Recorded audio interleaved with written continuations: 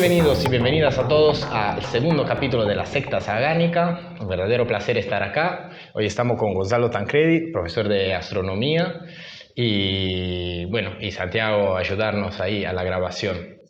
Me gustaría para empezar que, como todos los invitados, nos contaras cómo te acercaste a la disciplina y en general, en verdad, al mundo de la ciencia y por qué elegiste astronomía en el específico. Bien, cuando estaba estudiando en secundaria, yo siempre me había interesado los temas de la ciencia en general, pero en particular de la astronomía. Nosotros aquí en Uruguay tenemos la particularidad de que, tanto en los años que yo estudiaba como todavía, hay un curso de astronomía en cuarto año del ciclo liceal, cuando tenés unos 15 años. Y bueno, ahí me empezó a gustar más. También después hice cursos en el Planetario Municipal como astrónomo aficionado. Y finalmente, cuando ingresé a la universidad, ingresé prácticamente en forma simultánea a hacer ingeniería y astronomía.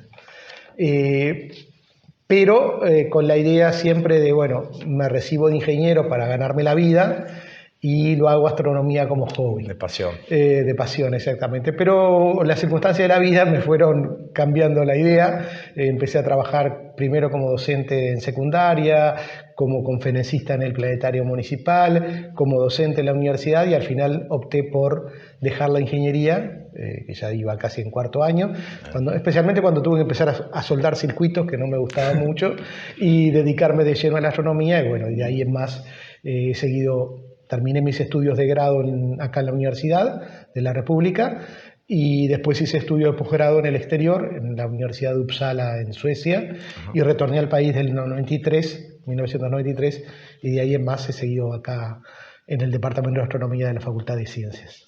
Bien. Y bueno, a lo largo de tu carrera te ocupaste y nos mostrabas ahora en el laboratorio de experimentos que está acá abajo, de que están experimentando mucho con asteroides y meteoritos. Yo y los otros ignorantes que seguimos este podcast, ¿podrías describirnos qué es exactamente un asteroide y cuál es la diferencia con un meteorito? Bien. En el proceso de formación del sistema solar partimos de polvo y gas. Ese polvo se va aglomerando y formando estructuras que llamamos inicialmente planetesimales, que son objetos de forma irregular. Ellos pueden seguir aglomerándose, colisionando a baja velocidad y formar embriones planetarios hasta formar planetas. Pero en algunos casos ese proceso es interrumpido. En particular, en el caso de los asteroides, la formación temprana de Júpiter impidió que en la zona inmediatamente más cercana entre Marte y Júpiter se formara un planeta. Y lo que quedó entonces fueron los remanentes de esa etapa inicial, esos planetesimales rocosos de formas irregulares que hoy en día llamamos asteroides. O sea, los asteroides son remanentes de la formación del sistema solar, objetos muy primitivos, poco alterados, desde los 4.500 millones de años al presente que se formó el sistema solar. Y se siguen colisionando entre sí, pero ahora a altas velocidades, y entonces las colisiones, en vez de ser colisiones constructivas de aglomeración, son colisiones catastróficas, destructivas de destrucción. A su vez también hay otra zona del sistema solar, más allá de la órbita de Neptuno, que presenta características similares. Hay objetos pequeños que llamamos el cinturón transneptuniano o también cometas. A diferencia de la zona interior en la cual los asteroides son objetos rocosos, los cometas son una mezcla de hielos, principalmente hielo de agua, y rocas, pero son también cuerpos muy primitivos. Ahora, ¿qué pasa cuando uno de estos objetos sale de esa zona entre Marte y Júpiter y cruza la órbita de la Tierra? Ahí puede llegar a impactar contra la Tierra y puede, por ejemplo, atravesar la atmósfera. Cuando lo vemos atravesando la atmósfera, decimos, eso es una estrella fugaz o un meteoro en términos más científicos. Ahora, si ese objeto atraviesa la atmósfera sin destruirse, porque la mayor parte de las veces se termina destruyendo, se termina desintegrando por las altas temperaturas producto de la fricción con la atmósfera y la alta velocidad a la cual ingresa. Bueno, pero si logra atravesar la atmósfera y caer a la superficie de la Tierra, tenemos un meteorito. O sea que en definitiva el meteorito es un fragmento de un asteroide que estaba orbitando en el espacio interplanetario, cruza la órbita de la Tierra, se acerca a nuestro planeta, atraviesa la atmósfera y lo recogemos en la superficie. Entonces, acá tenemos, por ejemplo, un ejemplo de un meteorito. Este meteorito, que ustedes ven, tiene en su superficie una coloración muy oscura, negra. Por la quemadura. Exactamente, es porque atravesó la atmósfera. Este es un meteorito fresco que cayó en el año 2015 en una casa en la ciudad de San Carlos, en Maldonado. Atravesó el techo de la casa. De estas manchas blancas es parte del fibrocemento del techo. Es todo de acá. Exactamente. Y si lo cortamos, este meteorito está cortado, lo que ven es que esa costra negra es solamente en la superficie. El interior es grisáceo.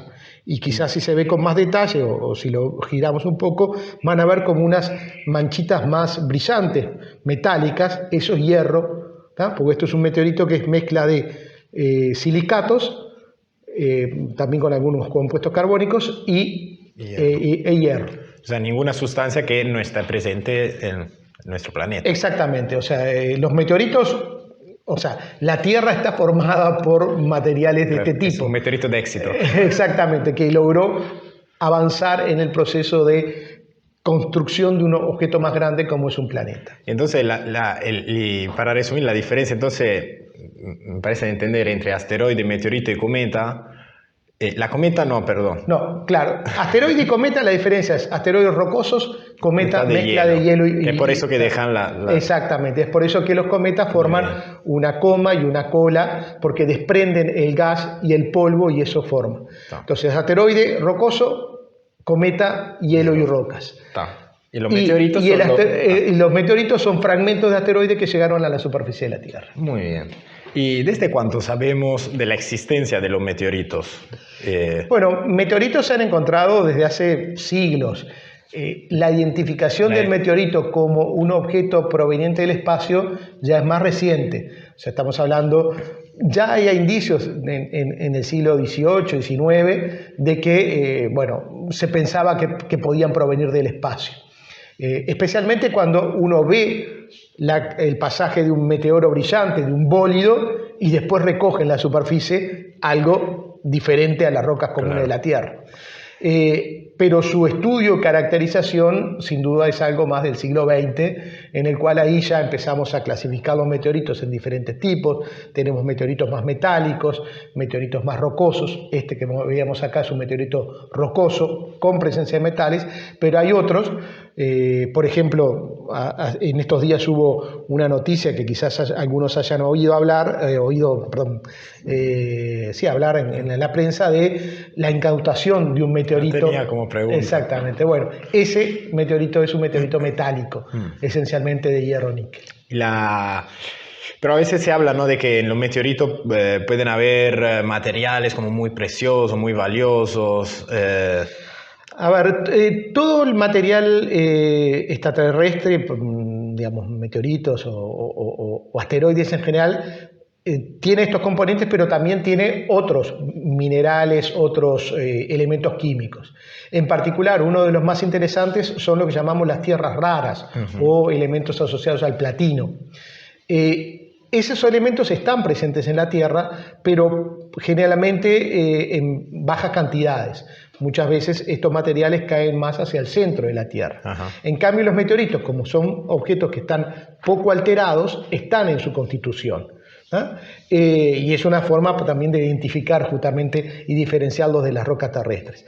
Entonces, se ha manejado todo lo que se llama la minería espacial, la posibilidad de extracción de minerales y de elementos interesantes, digamos, o sea, desde el punto de vista económico, de asteroides. Todavía estamos muy en pañales en cuanto a eso, pero es una posibilidad a futuro de que podamos utilizar estos para extracción de estos minerales que a su vez, o estos metales, digamos, como las tierras raras, que son de gran utilidad, por ejemplo, para la electrónica. Claro. ¿no? O sea, son necesarios para la fabricación de componentes electrónicos. Entonces hay como un mercado negro igualmente de esa, como hay un mercado, ese asteroide que fue incautado, por ejemplo. Acá hay que diferenciar. Una cosa es lo que es la minería espacial, que es una posibilidad a futuro de actividad industrial en el espacio, y otra cosa es la comercialización de meteoritos por interés, en ese caso, no para la explotación, sino para la incorporación a colecciones privadas. O sea, ahí hay coleccionistas. O sea, ustedes saben, hay coleccionistas de lo que haya. Bueno, en particular hay un conjunto de gente que le gusta coleccionar meteoritos. Y en muchas partes hay, bueno, lugares de venta, ferias dedicadas a la venta. Y el problema es que las legislaciones que hay en diferentes países son distintas. Por ejemplo, hay países que tienen una legislación de protección de los patrimonios, por ejemplo, patrimonio fósil, patrimonio arqueológico y también patrimonio de meteoritos, como es el caso de Argentina. ¿Por qué la protección? Porque para nosotros los meteoritos, como los fósiles para los paleontólogos o las piezas líticas para los arqueólogos, son piezas de estudio, son piezas para investigación. Yo decía, los meteoritos son, y los asteroides, de los objetos más primitivos del sistema solar. Nos dan una pista, nos dan información sobre las condiciones iniciales de nuestro sistema planetario, de cómo se formó. Entonces es una pieza de información muy valiosa, no en términos económicos, sino de la información que nos puedan aportar. Pero hay otra gente que, como decía, colecciona, le gusta tener y comercializa, y en algunos casos esa comercialización va en contra de las legislaciones de donde cayó el meteorito. Por ejemplo, decíamos el caso de Argentina. En el norte argentino hay una zona que se llama Campo del Cielo, que es un campo de dispersión de meteoritos. Ahí hubo el ingreso de un objeto de varias cientos de toneladas a la atmósfera que se fragmentó y dejó disperso en una región de varios decenas de kilómetros cuadrados un gran número de meteoritos, algunos de ellos de varias toneladas, por ejemplo, de 27 toneladas o 37 toneladas de peso, y algunos más pequeños. Y como Argentina, en particular la provincia del Chaco, donde cayeron estos meteoritos, tiene una legislación de protección, al igual que una legislación nacional, bueno, lo que hace alguna gente en forma ilegal es extraer estos meteoritos y traerlos a Uruguay, que no tiene legislación de protección del meteorito. Entonces los hacen pasar como meteoritos uruguayos, cuando en realidad es un contrabando de Argentina. Pero Uruguay no tiene regulamentación, pero imagino que tampoco se pueda exportar desde Uruguay un meteorito. No creo que se pueda hacer una exportación legal, pero vaya a saber cómo es el caso. En este caso, por ejemplo, ¿cuál es tu hipótesis? ¿Cuál era el destino? No hay que hacer muchas hipótesis porque hay antecedentes de un fenómeno de este tipo. En el año 2008, un coleccionista español adquirió un meteorito, estos de Campo del Cielo, sacado de Argentina y traído de Uruguay, de unos 600 kilos de peso. Estamos hablando... Una roca más o menos de este tamaño, quizás un poquito mayor todavía. Y bueno, fue adquirido creo que por unos 60.000 euros por parte de este coleccionista español, y después lo estuvo exhibiendo en España como el mayor meteorito en territorio español, digamos. Y hacía referencia a que ese meteorito provenía del Chaco, Uruguay, donde nosotros no tenemos Chaco, claro. Era toda una confusión. Eso es otro problema, o sea, genera confusión en la gente, genera mala información. Entonces, bueno, eso es lo que queremos evitar, alertar, digamos, a y las aparte esos autoridades. Recursos raros también, como no se pueden minar o buscar, se tiene que esperar que lleguen. Así claro, que... sí, eso sin duda, digamos. Pero en este caso, en esta zona de Campo del Cielo, hay dispersos en una amplia zona. Después tenemos otra cantidad de meteoritos. Bueno, este que yo les mostraba, este que cayó acá en Uruguay, en San Carlos. Hay otro meteorito San Salvador que se encontró en las cercanías de Dolores, aquí en Uruguay.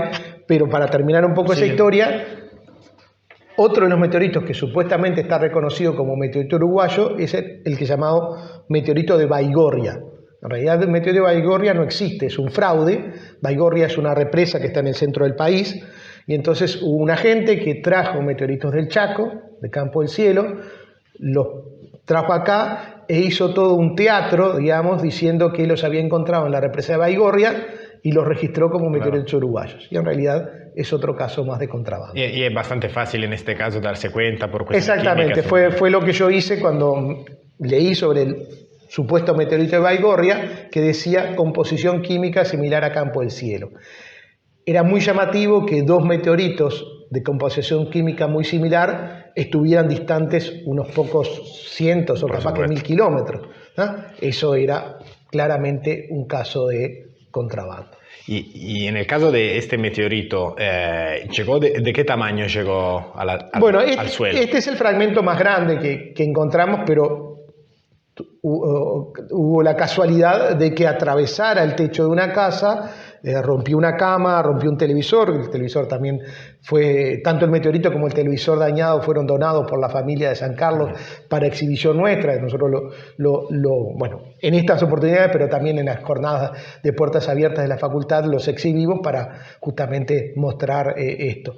No encontramos fragmentos comparables a este en esa caída de San Carlos, pero posiblemente haya, así que si alguien de San Carlos está viendo y ve algo de esas características, sepa que tiene un meteorito. ¿Y se puede imaginar el tamaño más o menos de cuando entró en la atmósfera? Es muy difícil. No, es muy difícil poder... o sea, generalmente estos meteoritos de tamaño pequeño, estamos hablando de típicamente menos de 1 metro de diámetro o aún un poquito mayores, pero dependiendo ahí del ángulo de entrada, se fragmentan en la atmósfera y dejan disperso en una zona de varios kilómetros cuadrados una gran cantidad de fragmentos. Para cerrar la sección sobre los meteoritos, ¿cuál es el meteorito más grande de que se tiene registro de que haya caído en la Tierra en la historia? Y decimos de lo de que tenemos testigo, no digo de eso, de que ya sabíamos que era un meteorito cuando cayó. Ahí podemos hablar de diferentes casos o situaciones. El meteorito, en el sentido de objeto encontrado en la superficie de la Tierra más grande que tenemos registro, es un meteorito que se encuentra en Namibia, se llama Jova, y es un poquito más grande que el del Chaco, este que yo mencionaba, de 37 toneladas. Pero son comparables en tamaño, el del Chaco es el segundo en tamaño. El campo de dispersión de meteoritos más grande es el del Chaco. Si quieren después les paso algunas imágenes. Yo estuve visitando el Chaco la semana pasada. Bien. De casualidad nomás, haciendo turismo por el norte argentino, volvimos por ahí y es un lugar muy interesante para visitar, justamente el Parque Campo del Cielo en las cercanías de Gancedo en el Chaco. Así que esa es una zona, digamos, donde hay varias piezas de gran tamaño. Del mismo. Eso en cuanto a meteoritos encontrados aquí en la superficie de la Tierra. Después tenemos otros dos casos que son también interesantes, que son explosiones que se dieron en la atmósfera y en algún caso recolección de meteoritos. Una en el año 1908 en la Siberia rusa, en Tunguska, en el cual hubo una explosión de grandes proporciones en la atmósfera como producto de la fragmentación de un asteroide o un cometa, que hizo que en una zona de más de 2.000 kilómetros cuadrados de bosques quedaran los árboles tendidos en el suelo, aplastados en el suelo, apuntando todos en una cierta dirección, que sería justamente el lugar donde se produjo el impacto, más que el impacto, la explosión en la atmósfera. Ese evento fue en el año 1908 en Tunguska. Y más recientemente, en el año 2013, también en Rusia, pero ahí en Chelyabinsk, hay algunos videos en internet que pueden buscar con ese nombre, Chelyabinsk. Creo que me acuerdo. Bueno, ese fue también una fuerte explosión en la atmósfera, pero además se encontraron algunos meteoritos en el fondo de un lago, por ejemplo, y en otras partes. Eso fue muy cerca de esta población rusa, Chelyabinsk, entonces eso produjo una fuerte explosión que reventó vidrios, tiró paredes, y hay filmaciones Claro, espectaculares. sí, me sobre acuerdo, eso. creo, de las filmaciones. Exactamente. Se ve, ¿no?, como película. Sí, sí. Bueno, Perdón, y por último, sí. si hablamos de los mayores impactos con registro en la Tierra, está el impacto asociado a la extinción de los dinosaurios. Era eso que Exacto. iba. Bueno. Y eso de, o sea, llegó como, a veces me pregunto, porque en el caso, por ejemplo, del campo del cielo, dijiste que era un meteorito muy grande que se fragmentó en pedazos más chicos. En el caso del meteorito de los dinosaurios, imagino que era más un pedazo unitario más grande. El campo del cielo, si bien parecería que había pobladores en la región en ese momento, porque estamos hablando de un evento en términos astronómicos relativamente reciente, hace unos 4.800 años, que pudieran haber indígenas en la zona, no hay registro claro, pero hay algunos indicios de que pueden haber. A lo sumo debe haber afectado un área de algunos cientos de kilómetros cuadrados por la explosión, por ese tipo de cosas. Lo mismo que en Chelyabinsk o que en Tunguska. Pero todos son casos en los cuales o hay fragmentación totalmente destructiva o hay fragmentación y lo que caen son fragmentos en la atmósfera. Cuando un objeto es más grande, ya estamos hablando de quizás más de 100 metros de diámetro, y especialmente si hablamos de objetos de kilómetros o de 1 kilómetro, esos objetos atraviesan la atmósfera prácticamente inalterados, o sea, se produce sí un bólido, etcétera, pero no pierden la velocidad original, que puede ser del orden de varios kilómetros por segundo. O sea, estamos hablando de velocidades de que la atmósfera la cruzan en un segundo. Exactamente, la cruzan en pocos segundos. Entonces, ese es el caso, por ejemplo, de los impactos que producen cráteres. Ustedes quizás hayan visto imágenes de cráteres. En la Tierra los más comunes son cráteres volcánicos, producto de otro fenómeno que es una erupción volcánica, pero los cráteres que se ven en la Luna son cráteres de impacto. Y aquí en la Tierra tenemos algunos cráteres de impacto. Uno de los más conocidos es en el desierto de Arizona, que se llama el Meteor Crater, pero también existen otros más viejos, de mayores proporciones.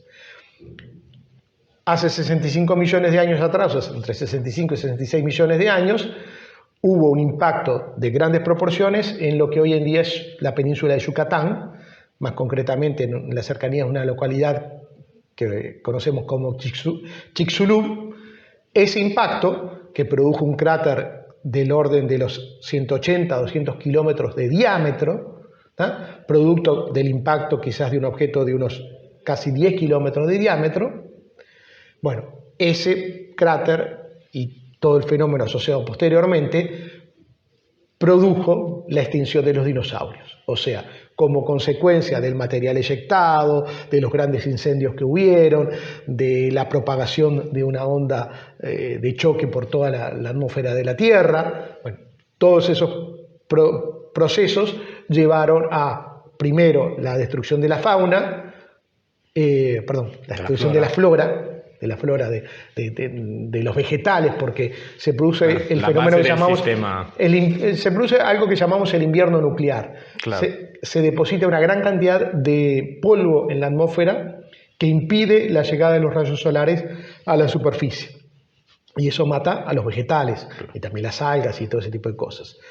Eso es la base de la vida en la Tierra. A partir de eso es que se construye toda la cadena alimenticia. Y las especies que estaban más alto en la cadena alimenticia en ese momento eran los dinosaurios.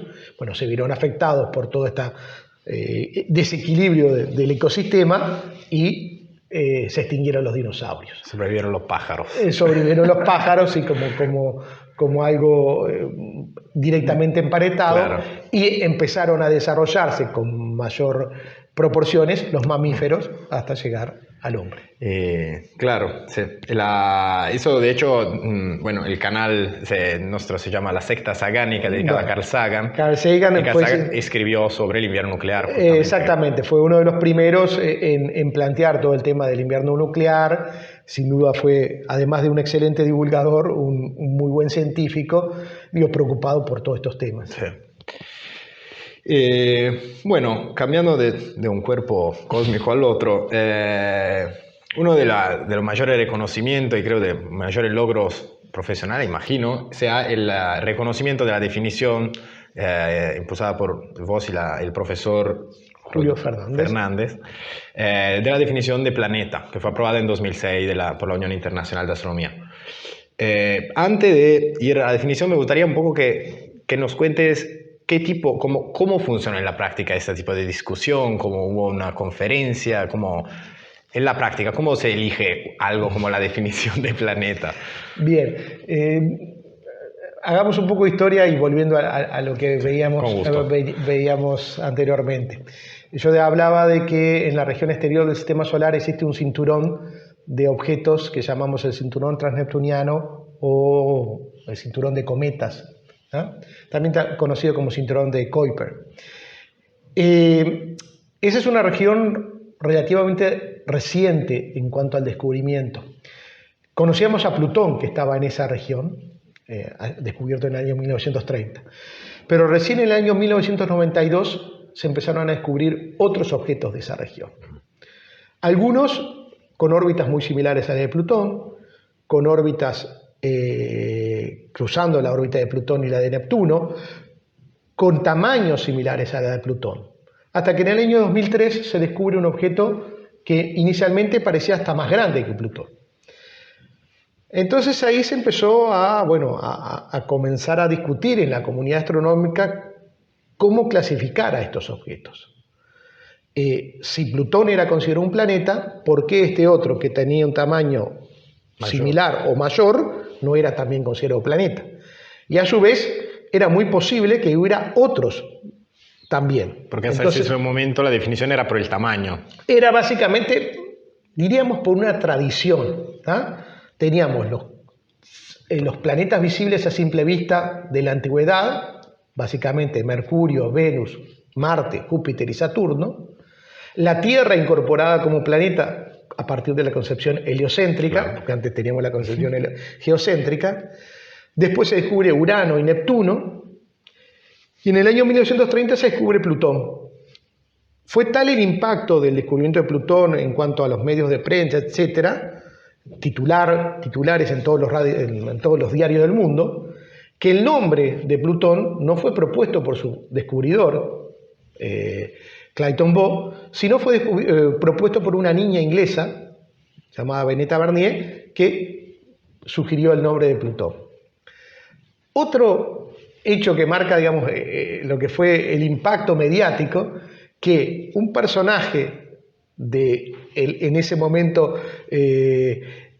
creciente productor cinematográfico que era Walt Disney, le puso Pluto, que es el nombre en inglés que tiene Plutón, a uno de sus personajes, y hoy lo conocemos. Hoy si les pregunto a ustedes quién es Pluto, lo más probable es que me van a referir al perro más que al planeta, o al ex planeta.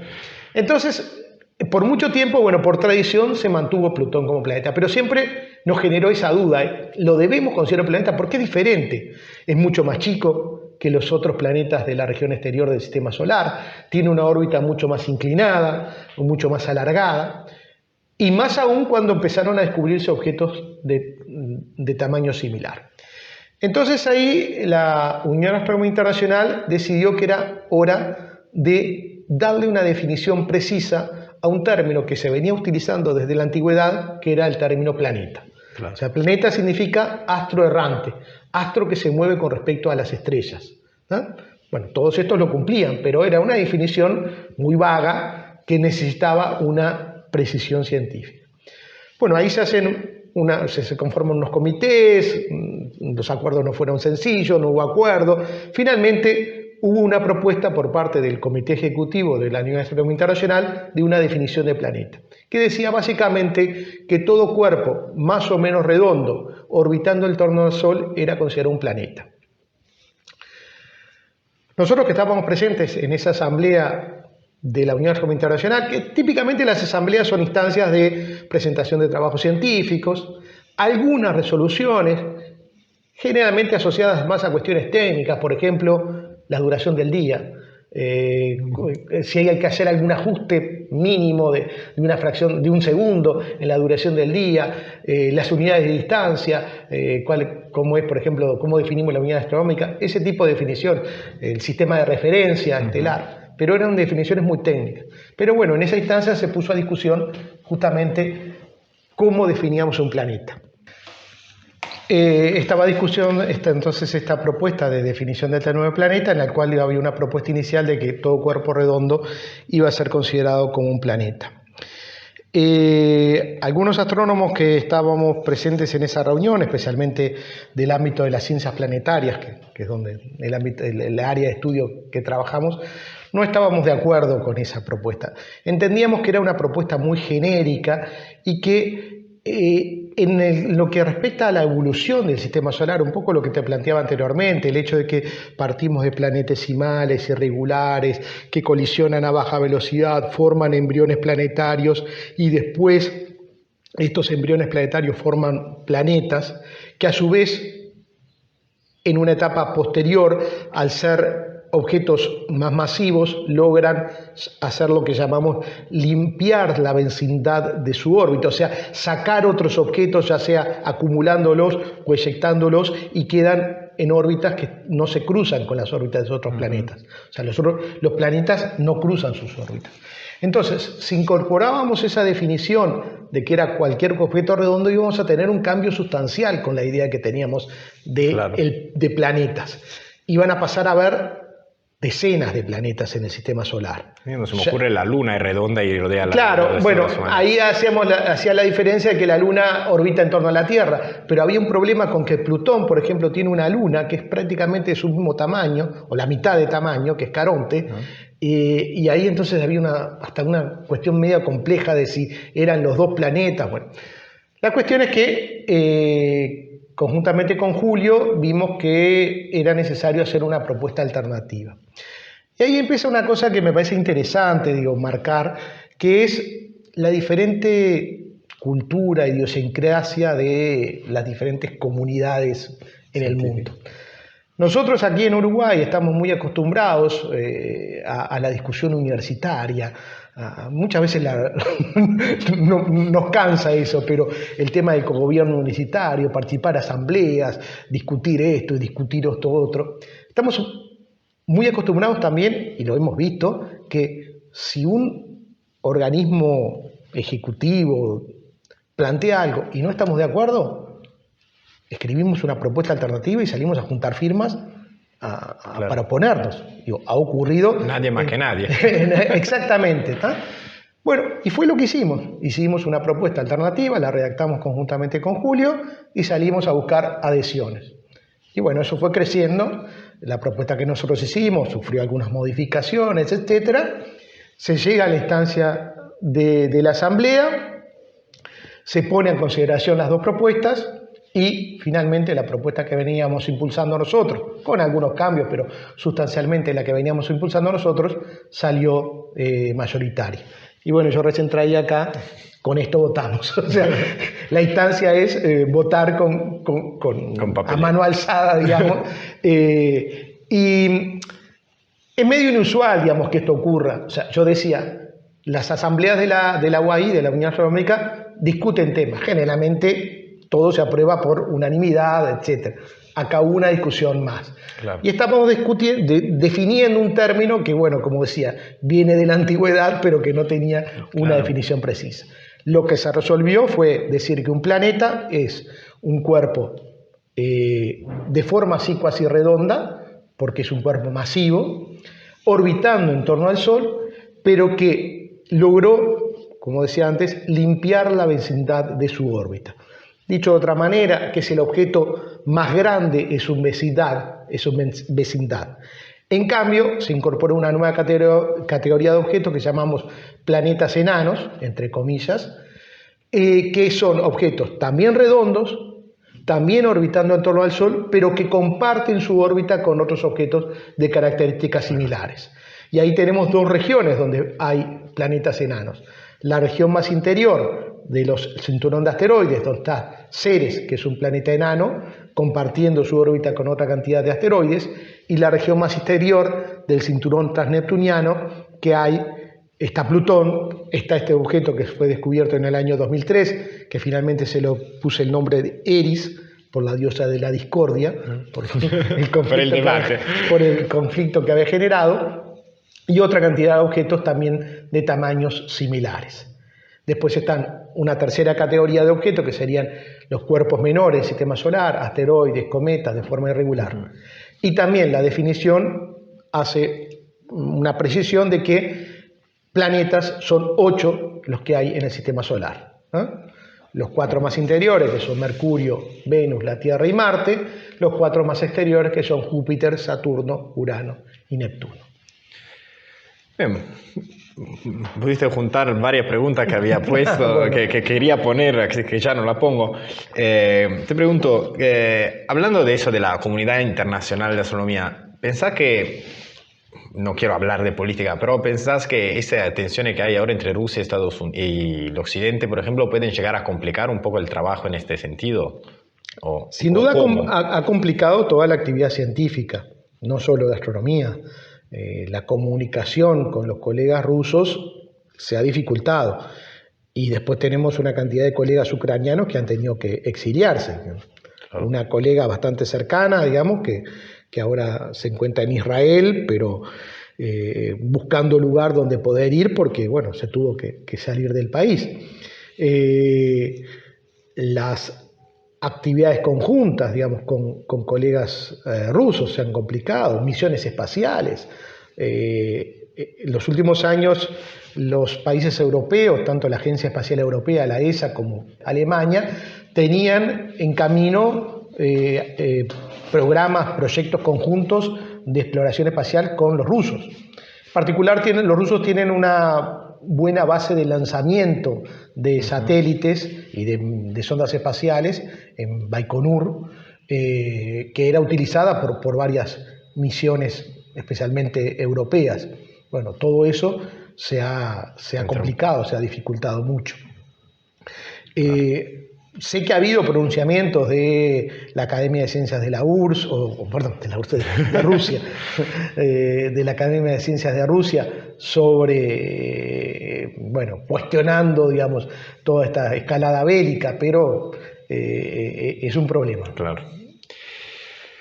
Bueno, volviendo entonces, brevemente cerrando el sector sobre los planetas, me gustaría preguntarte, lo que te decía antes un poco más, para viajar con la fantasía, primero que nos explicaras qué es un planeta errante y si hay modelos y qué podría pasar si alguno llegara en el sistema solar. Bien, volviendo a todo ese proceso de formación de los sistemas planetarios, yo decía, puede haber colisiones en las cuales si son a baja velocidad son colisiones de aglomeración, o sea, formas un cuerpo más grande, pero también puede ocurrir que haya pasajes cercanos. Entonces, vamos a suponer que tenemos un planeta masivo como Júpiter y pasa cerca otro más pequeño, capaz que del tamaño, no sé, de Urano o del tamaño de la Tierra, pasa cerca y en vez de colisionar, lo que hace Júpiter es hacerle, como llamamos, un envión gravitacional. Lo cambia de órbita y en un caso puede cambiarlo hasta expulsarlo del sistema solar, ¿no? Eso que hoy en día, esa técnica que hoy en día la utilizamos muchas veces para enviar sondas espaciales a regiones distantes, que lo acelera y lo manda. Al efecto onda puede ser que se llame. Sí, envión gravitacional, puede ser algo así como una onda, pero y bueno, eso puede llevar a que en el proceso de formación de los sistemas planetarios en torno a otras estrellas y mismo en nuestro propio sistema solar, allá cuando se formó hace 4.500 millones de años atrás, se pueden haber eyectado planetas, expulsado planetas del sistema solar. Y esos empiezan a viajar en el espacio interestelar entre las estrellas. Y en ese viaje pueden llegar a aproximarse a otro sistema solar o a otro sistema estelar. Pueden llegar a entrar dentro de otro sistema planetario. Y ahí tendríamos el caso de un planeta errante, o sea, un planeta que está viajando por el espacio interestelar y de repente se cruza con otro sistema planetario, no el que se formó, sino uno distinto. Es una posibilidad no descartable. Es muy difícil, o sea, a ver, ¿qué experiencia tenemos respecto a esto? Hace cientos de años que venimos observando el cielo, hace cientos de años que también venimos descubriendo pequeños cuerpos del sistema solar. El primer asteroide fue del año 1801, o sea que ya tenemos más de 200 años de descubrimiento de asteroides. Cometas se conocían desde antes también, pero el primer objeto de origen interestelar descubierto fue hace relativamente poco, hace menos de 10 años, ¿no? Que fue el objeto interestelar Oumuamua, se llama. Sí. Que tenía una forma particular. Que tenía una forma muy particular, una forma extremadamente alargada, creo que una razón casi de 10:1 entre el largo y el ancho. Y bueno, fue el primer, y de hecho fue necesario introducir una nueva categoría de objetos, además de asteroides, cometas, objetos interestelares. Algunos años después, en el año, creo que fue el 2019, se descubre un segundo objeto interestelar, que fue ya con aspecto más cometario, pero era de órbita interestelar.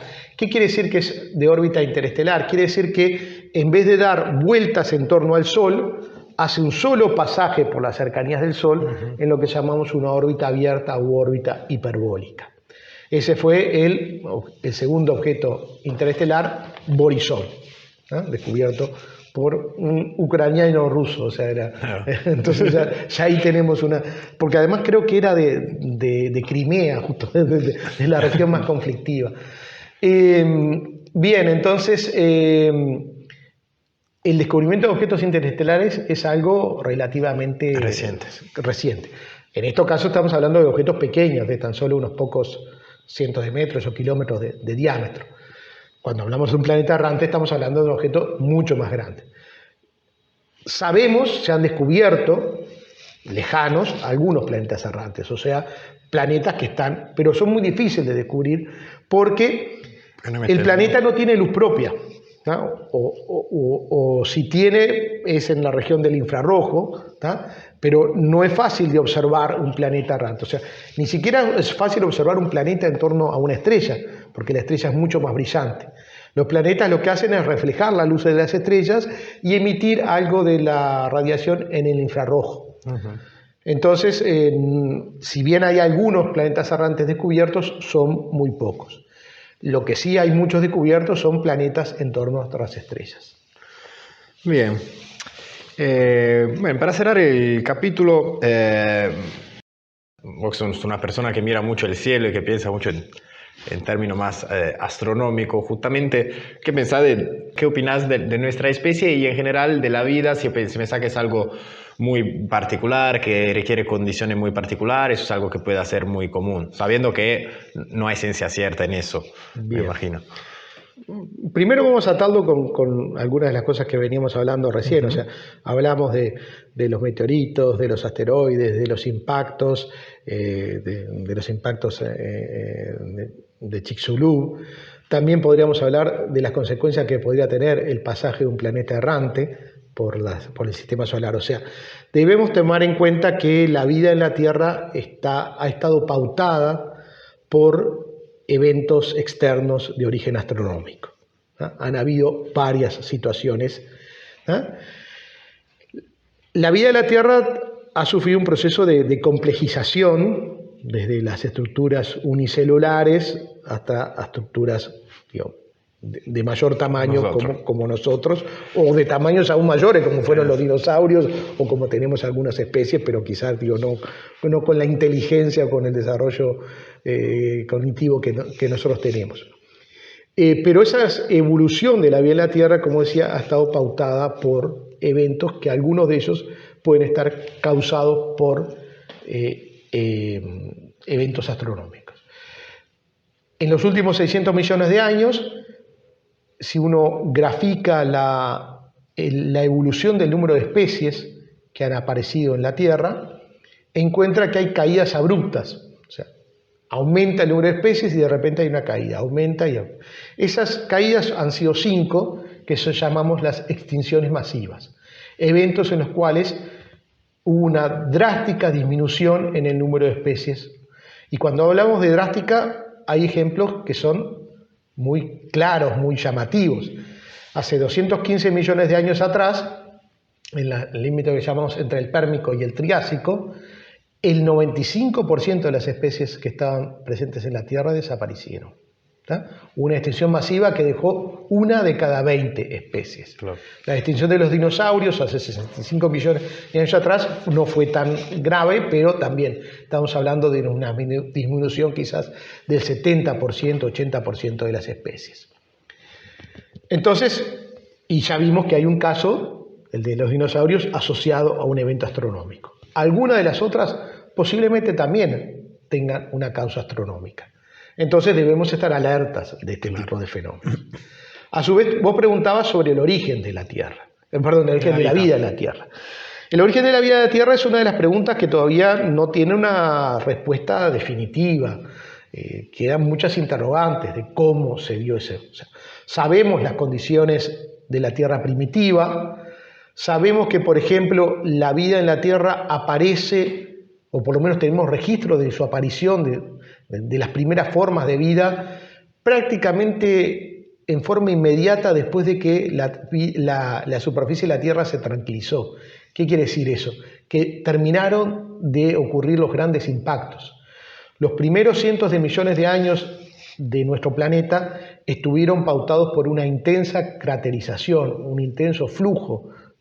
Eso lo podemos ver en la superficie de la Luna, claro. Que como no tiene atmósfera y está bastante fosilizada la superficie de la Luna, no ha sufrido cambios en los últimos miles de millones de años. Bueno, ahí vemos que, por ejemplo, unos 800 millones de años después de la formación de la Tierra y la Luna, hubo un evento que llamamos el bombardeo tardío, de intensa craterización.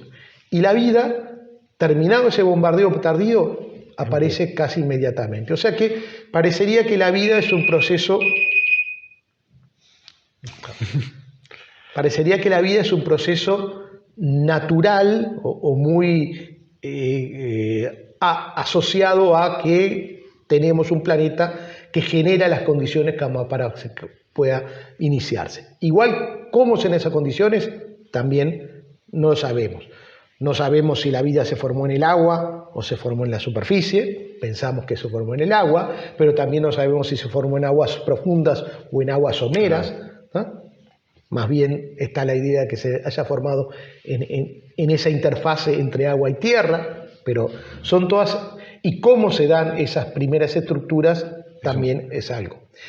Y si lo queremos hacer más difícil todavía, hay algunos que plantean que la vida no se formó en la Tierra, sino vino en meteoritos, en estos meteoritos de los cuales venimos hablando, bueno, a través de intercambio con otro planeta del sistema solar, quizás con Marte, que tiene condiciones muy similares, o con otros, bueno, pudieran venir algunas... Bueno, que pudieron venir todavía, pero esa teoría, o sea, pudieron haber, no sé, formas de vida que estuvieran... primitivas. Sí, más que no es que estuvieran vivas, sino que estuvieran como en estado de hibernación. Uh-huh. Que pudieran superar estos grandes tiempos que son los viajes interplanetarios. Bueno, tenemos también los tardígrados y pequeños animales que igual sobreviven. Que han sobrevivido. Entonces, esa es la teoría de la panspermia, que en realidad lo que hace es llevar el problema a otro lugar, claro. Porque todavía tenemos que resolver cómo es que se formó la vida. No se habría formado aquí en la Tierra, se formó en otro lugar, pero ¿cómo se formó en otro lugar? La pregunta queda. Claro. Pero bueno, suma más preguntas. Exactamente. Pero bueno, lo que sí sabemos es esto que te decía. La vida, si se dan las condiciones, parecería que es fácilmente desarrollable en un planeta como la Tierra. Con lo cual nos lleva a otra pregunta. Si hay planetas similares a la Tierra, ¿hay posibilidades de que haya formas de vida? Y ni siquiera es necesario que sean tan similares a la Tierra, pueden ser un poco diferentes. Claro. Y en eso también ha habido avances importantes en las últimas décadas con el descubrimiento de planetas en lo que llamamos la región habitable, ¿tá? Es una región de un sistema planetario no muy cercano al Sol para que los niveles de radiación no sean muy altos, no muy lejana al Sol para que las temperaturas no sean muy bajas, que pudiera haber algún líquido, en particular agua en estado líquido. Entonces a una cierta región se da la condición de habitabilidad, o también conocida como condición de ricitos de oro. Ricitos de oro, a los que recuerden de la niñez, es ese cuento infantil en el cual una niña va a visitar la casa de unos osos y empieza a probar la sopa, y una estaba muy caliente y la otra estaba muy fría, y finalmente se queda con la que estaba a mitad de temperatura. Bueno, acá estamos buscando un planeta que esté en las condiciones de ricitos de oro, ni que esté muy caliente ni que esté muy frío, sino a la temperatura de la sopa ideal.